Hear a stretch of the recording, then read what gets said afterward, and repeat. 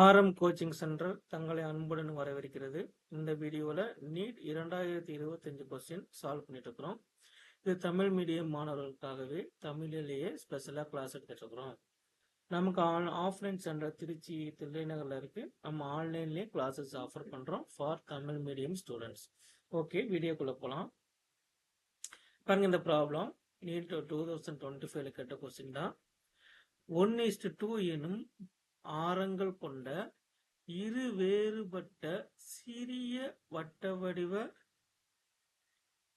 தாமிர சுருள்கள் வழியே 2 ஆம்பியர் மின்னோட்டம் பாய்ந்து செல்கிறது. 2 சுருள்கள், சுருள் 1, சுருள் 2.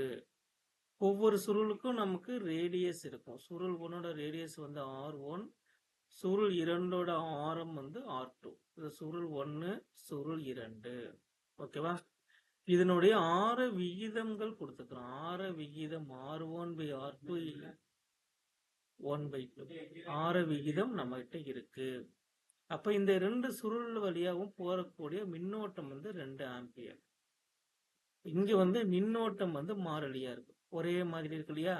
அப்ப I1 2 ஆம்பியர், I2 2 ஆம்பியர். ஓகேவா? எனில் நம்ம என்ன கண்டுபிடிக்கணும்? காந்த திருப்பு திறன்களின் விகிதம் கண்டுபிடிக்கணும். நான் இங்க வந்து கிவன் டேட்டா தனியா இருக்கேன், இங்க எழுதுறேன். காந்த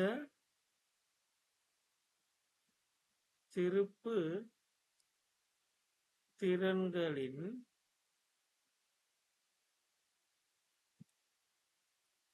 விகிதம் நம்ம கண்டுபிடிக்கணும். இப்ப காந்த திருப்பு திறனுக்கு ஃபார்முலா நமக்கு தெரியும். M = I × A. இப்ப நமக்கு 2 சுருள் இருக்கு. அப்ப ஒவ்வொரு சுருளுக்கும் ஒவ்வொரு காந்த திருப்பு திறன் இருக்கும்.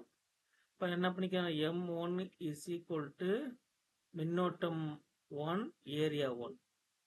அதே மாதிரி காந்த திருப்பு திறன் எதுக்கான காந்த திருப்பு? இரண்டாவது சுருளுக்கான காந்த திருப்பு திறன் = இரண்டாவது சுருளில் ஓடும் மின்னோட்டம், இரண்டாவது சுருளின் ஏரியா, பரப்பளவு. இப்போ எனக்கு 2 ஈக்குவேஷன் கிடைக்கும்.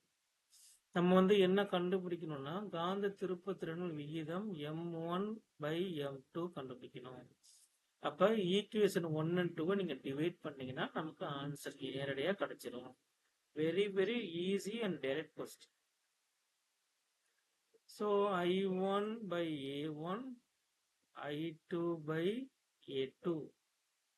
இப்போ I1 வேல்யூ 2, ஏரியா 1 சுருள் வட்டத்தின் பரப்பளவு என்னது? பை R1² மின்னோட்டம் 2, ஏரியாவுக்கு வந்து என்ன ஃபார்முலா போடணும்? By R2². 2 கேன்சல் ஆகும், பையும் கேன்சல் ஆயிரும்.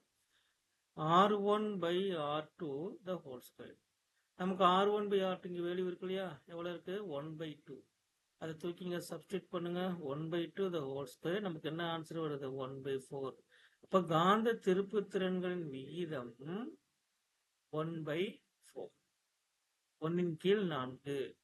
இப்ப ஆன்சர் என்ன வருது? 4வது ஆப்ஷன். தேங்க்யூ.